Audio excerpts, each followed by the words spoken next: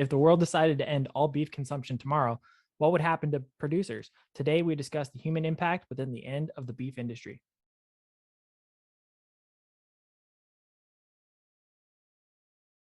Welcome to Hashknife Hangouts. I'm Calen. The other guy is my co-host and father, Brandon. If you haven't already, like, comment, and subscribe. And as always, please share with your friends. While you're at it, check out our other social media at the handles below. For those returning, thank you for always coming back. Now, onto today's topic of what if.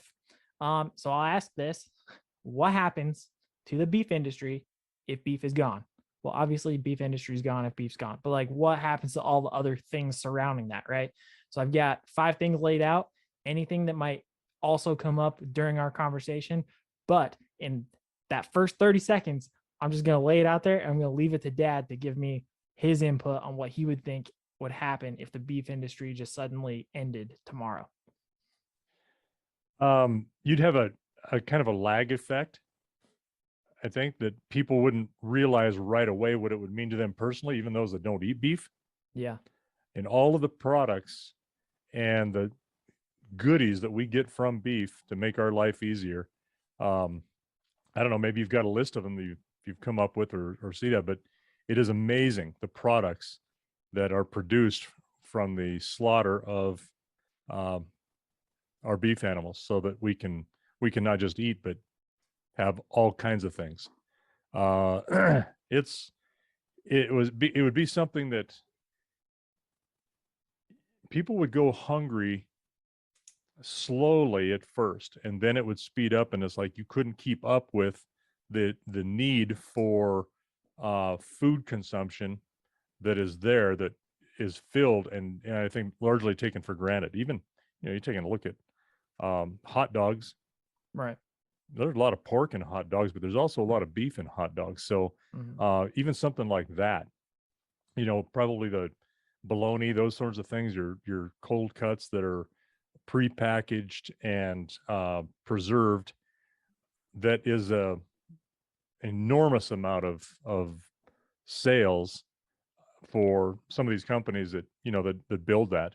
And if you don't believe that, look at your cheese and deli, kind of, it's not really a deli meat, but a sandwich meat aisle in a store. The turnover of that stuff is fast.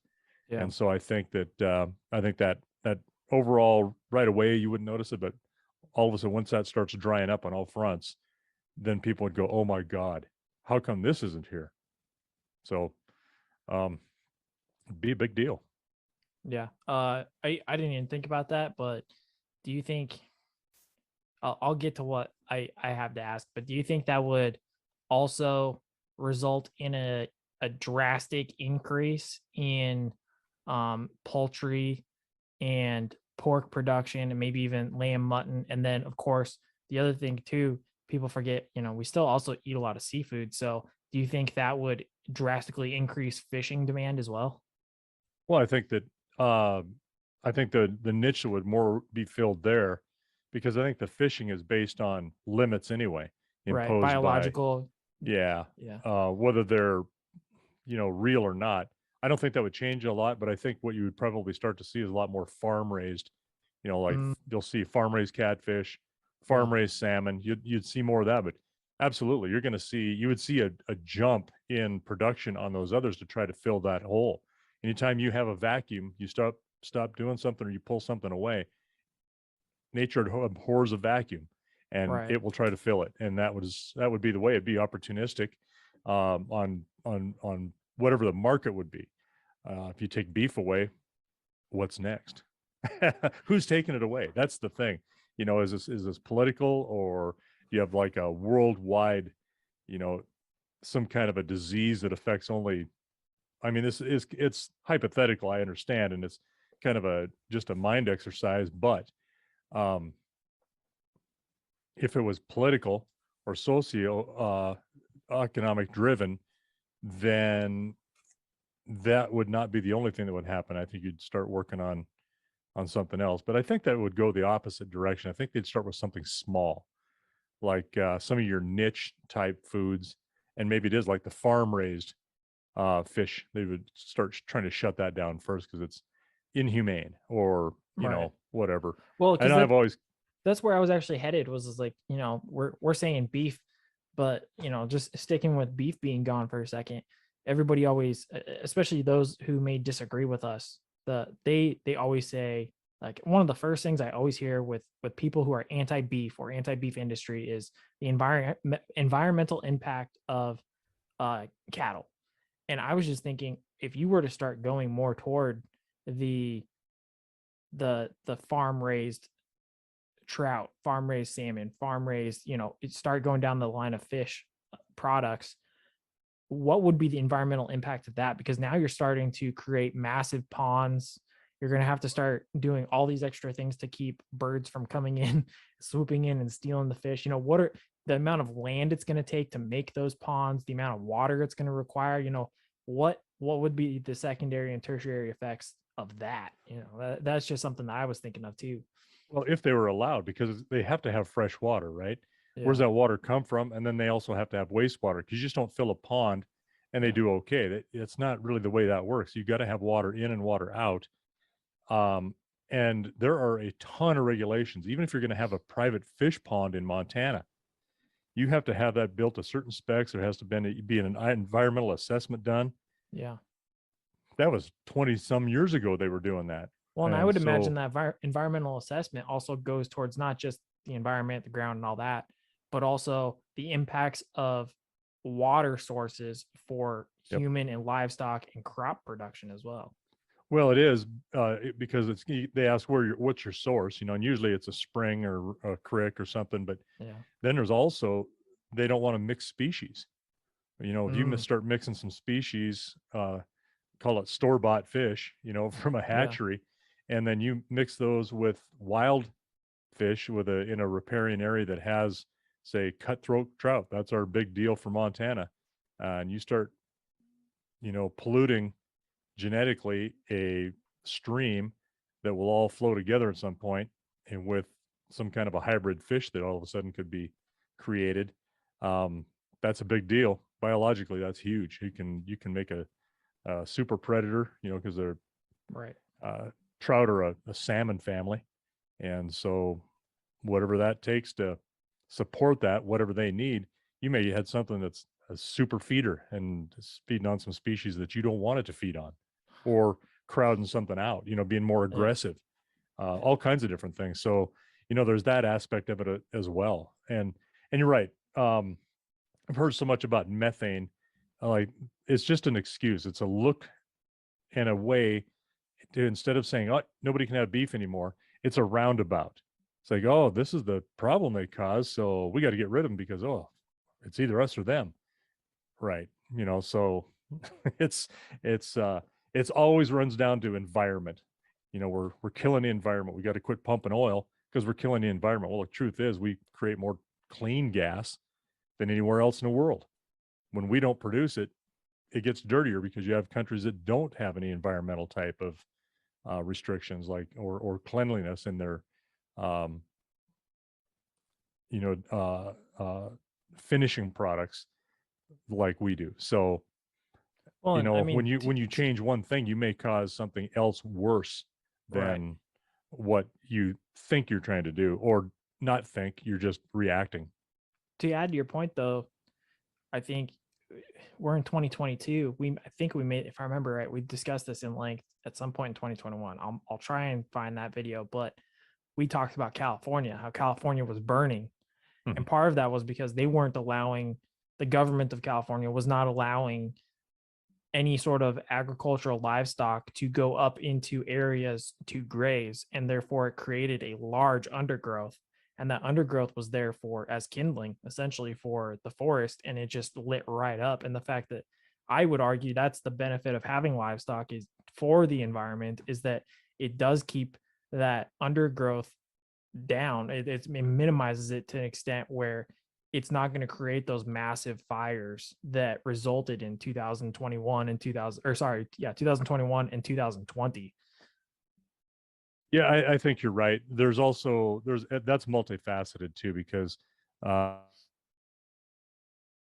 um, they won't allow trimming of trees around, electrical source lines, which then causes a problem if, you know, high winds, and they get some Santa Ana winds that are pretty significant down in that country, and they can't upgrade or repair or do any upkeep on some of their stuff, and then you get arcing, whatever happens, and Right. then you start burning lines. And they had that was some of the source problems with some of the power companies. Well, they weren't allowed to trim, they weren't allowed to cut back and make fire breaks and prevent some fires, because God forbid you'd cut down this tree. So Right. some of the stuff we do is just insane, and then causes way large events that are way more destructive than what they think they're trying to prevent. Right. All right. With that, we started with environment. Sorry if anybody's not wanting that. I did not mean for that to happen. Actually, it was just I But thought it you happens. I mean, presented it's a something. natural, yeah, it's a natural progression of where things go. Right. No, I agree, and that's kind of where I actually it stemmed from this or what this stemmed from that because this came from an article that I read that was published on the 7th of March of 2022 from Drovers. If anybody's unfamiliar with us, I go to Drovers a lot. I also go to AgWeb Daily. There's a lot of good information involving agriculture and the beef industry specifically from Drovers, and then agriculture and crops from AgWeb. They've got some really good stuff. This particular one, normally I don't pull opinion pieces because they are just that. They're opinion pieces. There's not really any fact behind them. Now, that's you can also go down that road of the media. How accurate is the media these days? But when you're able to at least provide some facts to back up your source, like I got it. So that's why I try to always stick with articles. Also, keep in mind, Drovers a lot of the times presents journal articles, so they've been reviewed and stuff like that. But this particular piece is an opinion piece, and it had some information regarding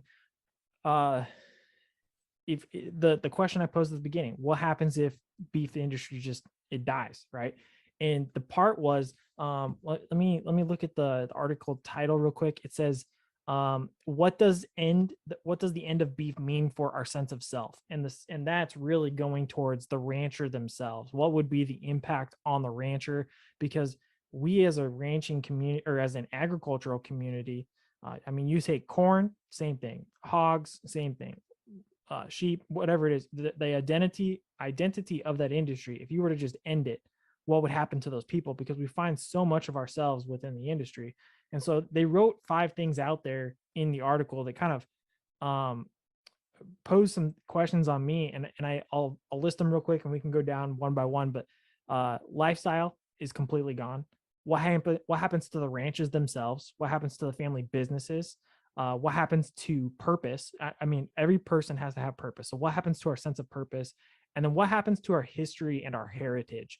So that was really the big thing. We're here to share our lifestyle, our heritage, give history as to where we came from, why we're here, what we do, way we care about animals and all that. But long story short, if beef were to end now, we kind of went down the industry, why it would happen potentially environmentally, all the secondary, tertiary effects as a quick start off. But what would happen to the ranchers and everything surrounding them?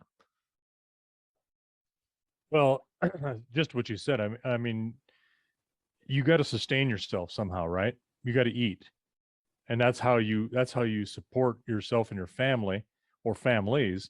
And if you can no longer do that, what are you going to do with the land? How are you going to change that? What are you going to produce? Because very people in our populations are producers. Most Right. people are consumers. Right. And so when you take that away, and now you were a producer and you're a consumer, how are you going to consume anything if you have nothing to produce or to be able to create, a way of trade? Well, and I that's don't know, interesting too, because recently I was reading and I was discussing with somebody that the United States is no longer a producer of physical tangible products. Yeah, I mean, you can find that because when you search for something made in USA, it's really hard to find, or it's just super expensive Mhm. because it's just there's not a lot of it here. So it's almost like it's its own trade. A US made product is its own trade for some weird reason. But because of that, the United States is more now of a producer of software and the ability to teach and learn things. So we are like an educated society in the sense that we have the knowledge to operate things, the knowledge to teach things, but we really don't have the knowledge to, or the skill set to produce something. So I think that's very interesting to bring in there, because we do as a nation produce for the world, but it's not a tangible thing that you can really touch and feel and taste. It's really truly it's something that it's just intellectual. And that's I thought that was an interesting thing to add in there. Well, for most of the population, yeah. And Right. you take a look at what the producers do, and I'll take things away from that, like uh, steel, textiles. I mean, we still do some of that. It's much cheaper in other countries, Right. but there are some that do that. But if you take that away and you just do agriculture, which what we're focused on, how much of the world's products to put in your mouth and make your belly fat, how many percentages of the population of different countries do we support that way? How much do we produce for? We consume here, but we are also a massive exporter Right. of those products. And we did try to So find that information a few weeks ago, and it was really it's hard to tough. find an It's actual number to say that. But we Yeah. guessed somewhere between, what was it, 30 to 35% of the world is what we kind of assumed. Yep, right in there. Yeah. I thought it was a little high. I thought it was about 40%, but we couldn't actually pull that out. Right. And it may be, but we don't know. We did the best we could, or you did. I sat here and looked pretty. Yeah. But if you don't have something to trade or something that you can do to sustain yourself, and you've lost your place, what are you going to do? Right. You're going to now be a consumer of what? What are you going to eat? And that was where I was going with the very first thing. That's the first thing you're going to see is what will happen personally. And hunger is a motivator. The other thing that is a secondary, because you asked for primary, secondary, tertiary issues, the other secondary thing is other businesses that support agriculture. And there are a ton of them. There's a lot of businesses that are support for agriculture. You take a look at tires alone. Well, that's what I was gonna go. I was gonna look like uh the machinery. You're looking, throw Case, International Harvester, and John Deere. Those are three really big ones, right? And then let's look at vehicles. I mean, you got typically Dodge, Chevy, Ford. Those are your three vehicles just in operating things. You got all your various stock trailers and all the things that come with that. Truckers. You've got all Peterbilt is probably one of the biggest ones I can think of. And then you've got on top of that, like you said, the tires Kenworth, and Cat. yep. And but then tires and all the fuel and all the lubricants for all of those vehicles. Right.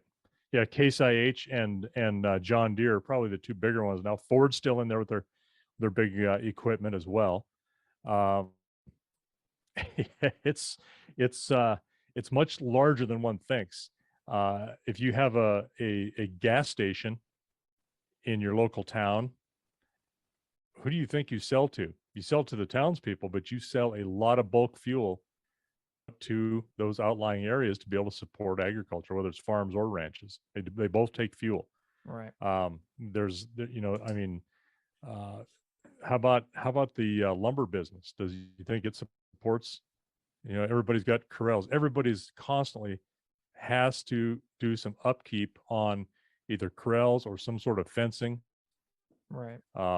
Look at your steel posts, wire, all those things that go along with that as well. Pipe, I mean, you name it. The medical Lots and field. lots of support. Medical field's a big look at one. look at how much Look at the veterinary veterinarians, care everybody right? needs.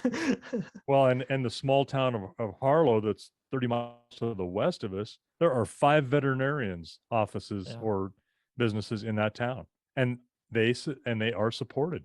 Right. So that's a lot. That's a lot of people, and just one small niche of a support for agriculture, particularly cows, and there's others. I mean, they take care of sheep, horses, and other things too. But there's an incredible amount of tertiary or secondary type of businesses that do that. Now, as a tertiary thing, if you don't have those businesses, you don't have that ag industry with the cattle. You don't have the businesses to support it. What happens to little small towns? They Well, dry up. There's right. nothing there. Well, I mean, a great example of that is where we are, Reigate. Then there's the other town, Harlow. Harlowton is what the full name. We just say Harlow. Then that's to the west of us. To the east of us is a little town called Lavina. Those are Right. all little towns that were built off of the railroad. And when the railroad Right. left, look at what happened. They weren't booming towns and cities by any means, but they were good sized towns. And suddenly the only people left behind for the most part now are older folks who are a lot of them seniors and retired. That's it. Right. Everybody else moved away and they haven't come back. Your demographics are reasonably old. Yeah. People used to laugh when I said I graduated from a small town. They say, well, how many people were in your graduating class? I was like, well, 8. And it was small then. I think Right. when I was a kid, when I was like 4th, 5th grade, there's like 20 some kids in our class. Right. And in 10 years or less, it had dwindled down to 8, 2 girls and 6 boys. And now it's even less than that. They graduate just a few kids. So look what's happened just in that amount. And you're right. I think we are no longer producing for commodities like that. We are more of and I think the technological age has done that. We are a tech fabricator, if you want to put it, Yeah. want of a better word. We're building software. We do things with technologies, and then we teach others to do the same thing because, boy, that's where the boom is. But every one of those people is eating something, whether it's a Pop-Tart or a piece of celery, or a chunk of jerky. They're eating something. And when you start screwing with your food base or your food chain, and watch what happens, it's bad things occur. No, then that's a really good point. Is the food chain aspect, and if anybody's really looking to get to the point, just look it down below at the timeline because I'll have it posted. But we're going down interesting topics, so I want to address them. The food chain, I didn't even think about that, but it's almost like it's its own foundation. If you take out the crop foundation of a 3-legged stool, suddenly it's going to start buckling. Or you take out the meat portion of the agriculture, it's going to start buckling one way or the other. You start taking one of the legs and you cut them down and it's going to start wobbling the whole thing. And I didn't even think about that, but that when you said that, that's what my analogy was, oh yeah, light bulb. As soon as you start messing with any one of those things within the chain, it has the ability to completely alter what's going on in the other parts of the agricultural realm. Well, and I think there's the big 3. Really, 2 of these are commodities for human consumption. One, beef or meat. Right. It doesn't have to be beef. Could be pork, lamb, chicken. We push beef, but yeah, any sort of meat. Yeah. Right. And then you've got the other one, and I'm thinking largely this is for human consumption. And then you've got wheat. Right. Wheat and barleys are big for breads, flour, but some of your barley, some of those are other feed commodities for animals. And the big one, the one that's king, is corn. Most corn raised is not for human consumption; it's for animal consumption. Right. So you've got a multifaceted direction that you can go with a lot of your farm commodities. Well, and what is California interesting is mostly. I do want to go down corn for a second because corn is a lot like grapes as well in terms of it may not necessarily be for human consumption in terms of eating, but it is for drinking. And that actually takes away from what could be eaten. And therefore it also assists in driving costs up because the availability of what is edible versus drinkable. Well, and the whole problem with corn being used mandated as a commodity for fuel supplement, what has that done to your price of your food? Right. It increases because you now have less ability. Yeah. Right. It's the same concept. Instead of fuel, it's whiskey or whatnot. Right. But yeah, absolutely. Yeah. So, I mean, you've got all of these different things that if one of them gets weak, another one will fill it, but that's going to pull away from something else. And, you take what's a big commodity in California that if you took it away, say lettuce. That's a really good How many one. salads are consumed in, this just plain, iceberg lettuce. Yeah. And if you took that away, what is that going to do to Right. not only your food chain, but what is it going to do for your growers and who also pack it and ship it and make a profit or try to that way you're gonna also create a demand imbalance because you don't have it anymore. What's going to fill it? What's that? And then when you fill it with something, what is that going to do? Is it going to take away from some other food stocks? I mean, there's a pretty good balance there. It really is. It's an ecosystem upon its own, Right. based on what we want to have for palatability for ourselves or for something that's consumable as something that you can afford to eat. Right. No, that's a good point. Uh, I'm gonna try and get us back on track here. The 5 things that I listed well before this, um, if beef were to be gone today, the impact of the lifestyle being completely gone, and I want to try to equate this to any viewers out there who haven't, they're not familiar with agriculture or anything like that. It very much is a lifestyle. I mean, you grow up taking care of animals. What's the first thing one of the first things you learn is you got to go out and feed and water the horses and cows because they can't rely without you. They can't. You have the potential of killing those animals just by the fact that you didn't go do something. Like very few things in the world does that happen, but the fact that you didn't go do something, it results directly in the potential death of another individual. um the if I were to equate this to probably the regular normal civilian that's out there, just, hey, I'm going around, I get up, drink my coffee, get in the car, trudge my way to work, and then I get done with the day, trudge my way back home, and then on weekends I just go do whatever I want. I don't ever have to think about pets or anything like that. It's all about me. um I would equate this to, what's the one thing that you tie your entire being to? Are you an analyst and you just love numbers, or are you in like multiple book clubs? If you loved books so much that you just read constantly, and suddenly everybody just took books off the shelf and you could no longer access a book, what would happen to you? And I think that's a great way of explaining what would happen if beef were to end, beef industry were to end, and the lifestyle would be completely gone. One of the things I would think, because you're starting to work into a mental health issue there Yeah. and a Well, value that is issue. actually what I'm kind of going towards. Yeah. Okay. And I think one thing that you would see, especially with an older population, is a shit ton of suicides. Yeah. Honestly. Um, Because is you've got it, 60 to I 70 have nothing years to, worth of life all wrapped up into this, because right. you learn from as soon as you can pull your own boots up on your own, and you can walk out the door and reach up ahead and pull the handle down and walk out. That's who you are. That's your life. Yep. Yeah.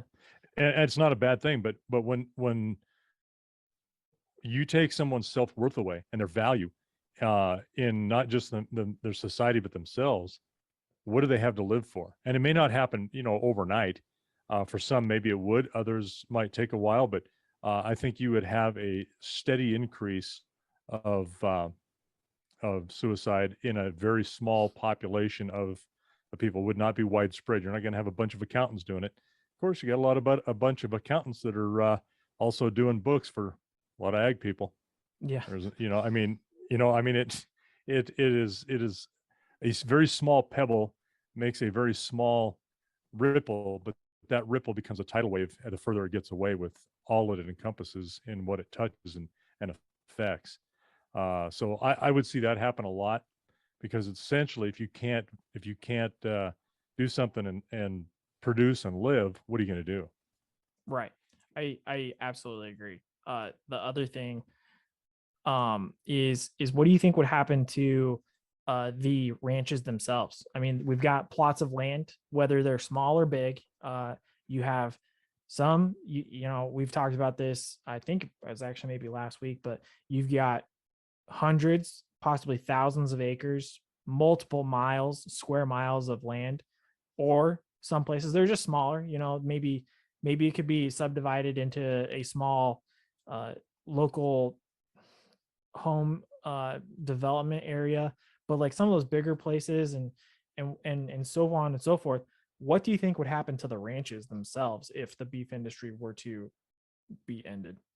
Well, you you're kind of moving into something now that is already happening, not willingly, but you're having something like that, the American Prairie Reserve, Yeah. where you have a bunch of wealthy Europeans that are trying to run us out of business for a playground of their own, where they're buying up large ranches and then they're basically agriculture industryizing them, for the want of a better word, and making them a great big American Serengeti. So you would have those that have a ton of money and a lot of influence that would try to buy up as much as that as they could.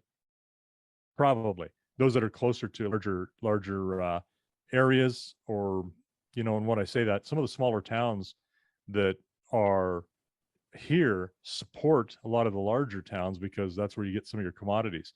Right.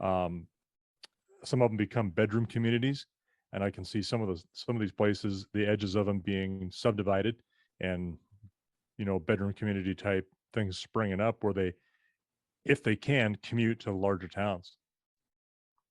And your point with American Prairie Reserve is a good one. I know we've talked about American Prairie Reserve multiple times throughout the channel, but Hate them. yeah, we Want to make that adamantly, clear. yeah, we adamantly disagree with everything they do and the reasons behind that. And it's not because of the idea behind it; it's because of what it's doing and again, secondary, tertiary effects of that. But the Mhm. question that I would have too is if that land is suddenly protected because it is protected by a private entity, um, people, it's sold as a way that it would be there for the public to enjoy. Always I'm been very sold that way. cynical. I'm very cynical on that because I don't think it's going to be public accessible like they think it will be. No. Or if it is for now, it might be public accessible for now. But when they get what they want, there's a very easy way of just shutting the gates and saying, "Hey, we'll pay for security to keep people from accessing it." What do you think will happen at that point when nobody can access the land and it's absolutely unusable, and it could be going towards other things, like if beef is gone, could be going towards planting crops, could be going towards providing lambs, mutton, pork, Well, something along that line. a lot of this ground isn't fit for doing anything but grazing on it, Right. especially in our part of the country. There's others that would be well suited for, as some crops. But usually they're already doing that because the need is there. Hay ground. Um, what would happen with that? Right. Because now you don't have any cattle to feed. So Oh, that's a good I point I, too, I because the think horses are that's still around, but the big consumer is cattle. I didn't even think about hay, but yeah, yeah. absolutely. Well, it's a feedstock, right? I Right. mean, that's what you're using. But I can see where um, the only people that would have horses are now people that are, in the sporting type, whether they still are hunting and using them to pack, get people in and out, your rodeo folks, team ropers, that kind of stuff. It's all trail riding. If you're able to go on trail ride on some of these now public slash private, open to the public lands, which I never trust that. They always say they're going to do stuff like that, and it rarely pans out like you think it's going to. Well, and even if it does, all it takes is the next generation of either board members or the next generation of owner to suddenly decide, yeah, you know what? It's my land. Get off. You're not allowed Right. here anymore. Yeah. Well, that and entities, agencies like the state, Fish and Game, buying up ranches, and they've done that, bought entire places for their hunting opportunity, and their big thing that they always said was multi-use, so that Yeah. everybody gets to benefit on that. Well, except you horse people, we don't want you on there because we don't want you to do anything. You can't camp on there because we don't want campers on there. So basically, you can go and bird watch and hike for Right. now. So you start out with that all encompassing, oh, this is good for everybody, and then once they have it, oh, I'll accept you guys are a little too hard on this, or yeah, you guys are too high risk, we're not going to do that. And that's with a state agency where you're paying them and they're dictating to you. Now you have a private entity like the American Prairie Reserve, and those scoundrels use private property rights, and I'm all for private property rights.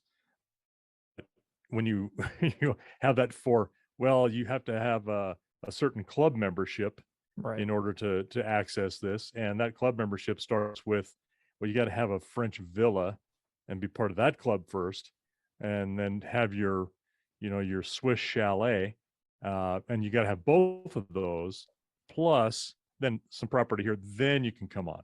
I mean, it just gets to be more and more exclusionary at the detriment of everybody else who, was, guess what, able to eat off of what was produced off that ground. Right. Next point, family businesses are really tied to farms and ranches, and the Hashknife Ranch is essentially a family business. It's an LLC, but it's a family business. It's family run, family operated. What would happen to the family businesses if beef were to be gone? Suddenly, you have you literally have thousands of businesses just dead in the water, nothing else. What would happen to them? Well, and in a way, we're already ahead of that because your mom and I are the ones who run it. And you and your brother are doing other things while you're helping, what you can on a limited basis. So you're already out there doing other things, but there's a lot of families where they've got several siblings running the place, or parents and a number of their kids' siblings running something, and now they're all out of work. Right. Now what's going to happen? I can No, think of one family near us that has multiple ranches, and they're well known, and they thankfully, nope, not even that, because that industry would still take out their auction. Yep. That's so, right. I mean, except for that, well, they'd still have sheep and goats, right? no hogs, but sheep and goat markets, but that would be drastically reduced. Oh, I mean, probably I would guess 80 to Decimated. 85% of all of their business would be done because of that one happening. Yeah. And they also run seed stock, and they also run commercial, and they also run multiple ranches. So what are they going to do? Yeah. I could not. This what if is not something that I don't think people realize how big of I think an people impact need to it really know would. though. Right. No, I think I think that it's depressing as hell, because this is what we face every day. Every day we wake up and do something. These are the odds that are stacked against us, and we're trying to prevail in spite of these things going on. Yeah, but I do like your point though. I'm glad we are talking about this because it talks about we're explaining. Okay, everybody says, like Yellowstone's a great example. These are all the enemies that are coming towards the gate, but nobody talks about, oh, he just loses his ranch. Okay, yeah, but what's all these impacts? And the other thing too is, if this one industry is done, what are the impacts of all these other things? We're talking about towns. We're talking about businesses. We're talking about whole other industries that have nothing to do with agriculture, but they rely on agriculture. I mean, we talked about the medical field. You're losing a bunch of pharmaceuticals because of that. You're talking about crops. Okay, where are all these other things going to go? What's going to happen to the land? Like, these are all things that are very good points that people, they're like, oh yeah, down with beef, but they don't think about all that other stuff. And I think this is a really good discussion to have. Well, and all of those won't crash at once. Let's say that beef were just, with your scenario that just you wake up one day and they're all gone. Not every business is going to be phased out like that either. It'll take time, and some will do better than others because they have a niche. The tire business, for instance, I mentioned that earlier. It's not just agriculture that tires are sold to. So that they would be okay. They take a hit, but others would go faster, others would go slower. And so when that happens, by the time it hurts somebody who's well insulated from the core of, you're raising cattle and now they're gone, they probably wouldn't realize, oh, what is this all caused by? Then they'll have some whacked out reasoning why this happened, and it has nothing to necessarily do with it, or it's part way up the chain of what happened that they can make that connection, but not all the way up. And so, that's again why when we're disconnected from what feeds us or what is around us, these are the kind of things that happen, is that you don't have that cause and effect that you can put your finger on, or you don't have the foresight to see that before it could ever happen. Right. The fourth point we discussed it a little bit with terms of what happens with the lifestyle being gone, but the other part is what happens with your sense of purpose, and specifically the direction of energy of those people in agriculture. Where's that going to go? Where are they going to go? What jobs would they have? Would they go? I would guess more than likely, from my perspective, a lot of them would start slowly morphing into the trade industries, because a lot of them just have those skills that they picked up through years of work on ranches and farms. But where do you think a lot of everybody's sense of purpose would go? Okay, I can't focus on ranching, so I'm gonna try and get through this by focusing on this. Where do you think a lot of people would probably head towards a generic, maybe two or Well, three sources, so to speak? well, I think that you're right in that they would go into trades if they could, if young enough. And I'm talking, how young is too young? If you're 70 years old Yeah, and you got nowhere to go and you still got some life in you, you're going to go pick up something, whatever you can. right. You're going to use some of those skills that will hopefully will transfer into somewhere in town, or near town, where you can be of some kind of uh, a benefit to somebody if they'll take a chance on you because of what your skill set is. Your age is against you, but you're going to do the best you can, and you're not going to, at that age, you're not going to be like someone who got hurt on a job and now they're going to rehabilitate him into another profession. That's not going to happen, but that's what you would have to kind of look at it like, for yourself, because if that crashed all at once, the government's going to not go like, well, hey, well, or maybe they will. Maybe they'll throw, $4,000 your way this year and say, okay, good luck. There you are. We helped you out. You should Yeah, thank us. yeah. So not only would it do damage there, but some of the strongest families are ag families because they've had to learn to live together. They've had to learn to depend on each other. And when you don't have that, I could see a divorce rate skyrocketing. Mm, that's a good I point. mean, what are you going to do? You'll either stick together or you won't. Right. There's not much of an in between there. And your age dependency on that, if you're young, a young couple or younger couple, you'd probably do just whatever you needed to do to suck it up, and you'd move and do the best you can. And at that point, it's survival. You're just kind of doing something till you die. Yeah. The final point that I had, and this one's near and dear to my heart for a lot of reasons, but if beef were to end, what do you think would be the impact on uh, an industry, a family, and with family, I would say maybe even a ranch. So industry, ranch slash family, and individual. What would be the impact on all their histories and all their heritage? Because those are all very much It would, synchronized and intertwined. What do you think that would be on right. maybe those three different levels?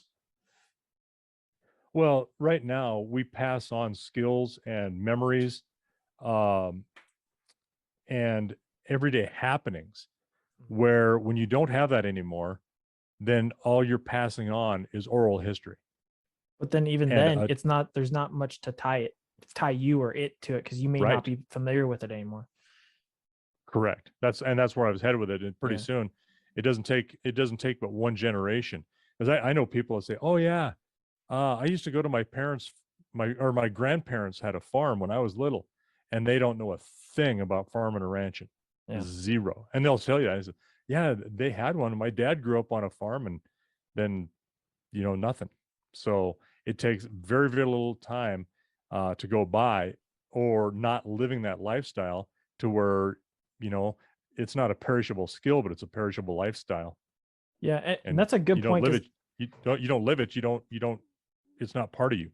how I would also add that to maybe I can't really equate this really well to somebody who isn't in the lifestyle, but what I could do is maybe explain like uh a team of horses. They used to do a lot of teamwork and horse work with cutting hay, reaping the hay, and then putting it, as you've said before, loose stacks. The not This was before actual square bales and all that. It was just a loose stack that looked like a bread loaf. And I had an appreciation for it because I've been around horses my whole life. But when you started sharing and kind of relearning some of the stuff you had learned from grandpa about, how to put harnesses together and stuff like that, and then you're showing me taking the time and like being forced to learn that in a sense, and trying to like struggle through that and realize how long it takes to put up one horse, let alone a team. You're Yeah. like, oh my God, these men worked hard because they were skilled Yeah. and they were able to get teams done just super fast. And then there's me.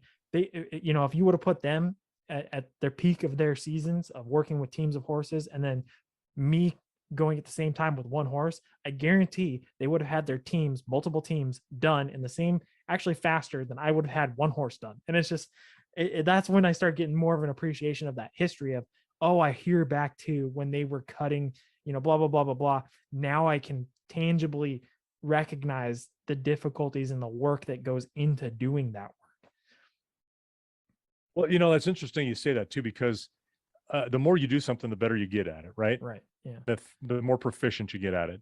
When you start a new task and you do it, you're slow and cumbersome until you really get some practice, and then you start just picking up speed.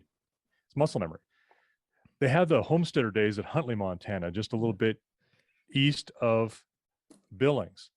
And what's kind of funny about that is here a number of years ago, they had some of the older guys who had, they had threshed grain, and they have some small plots there, and they demonstrate, and they'll cut this stuff with a team and thresh it and do everything they can. And they have these old guys, they're in their 70s, call that old, compared to some 20-year-old guys and teams.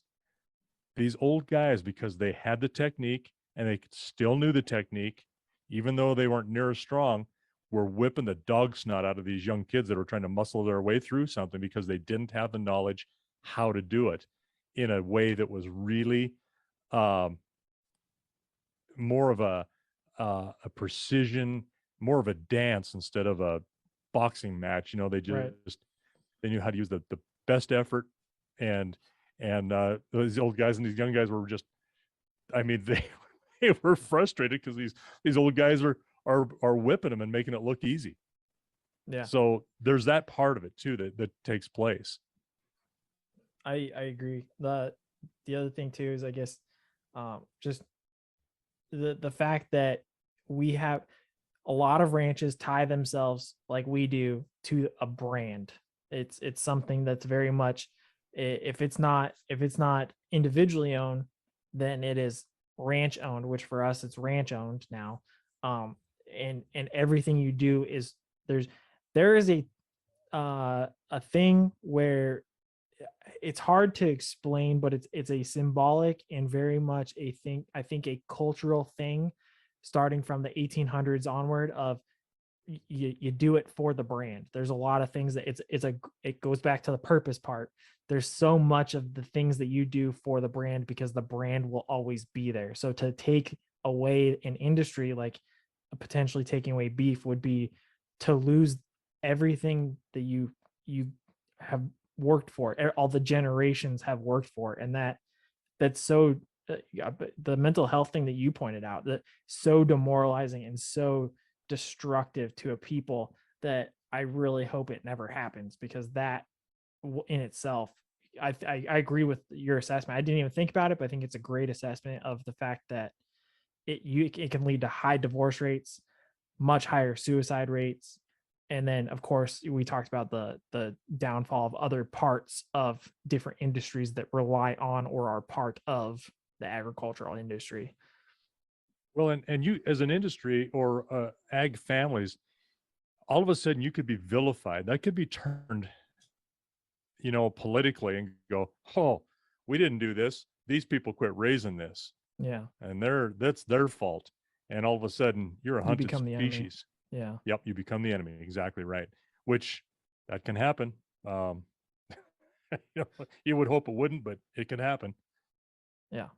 Okay. With that, that's all I got today. But I think, I encourage people to read that article. I think even though it was an opinion piece, it was really good. It brought out some of those things that I talked about.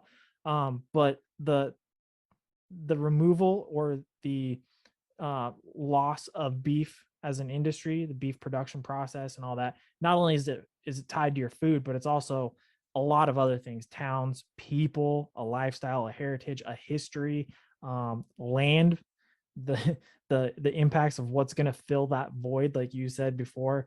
It's just, there's a lot there that we always complain, we have all these people coming at us, we're constantly fighting it, we're trying to push it back, but we've never talked about the results, and those are a lot of the potential results that could occur. So please, I hope you enjoyed the episode. Please look at that article, and with that, I will hand it off to Dad.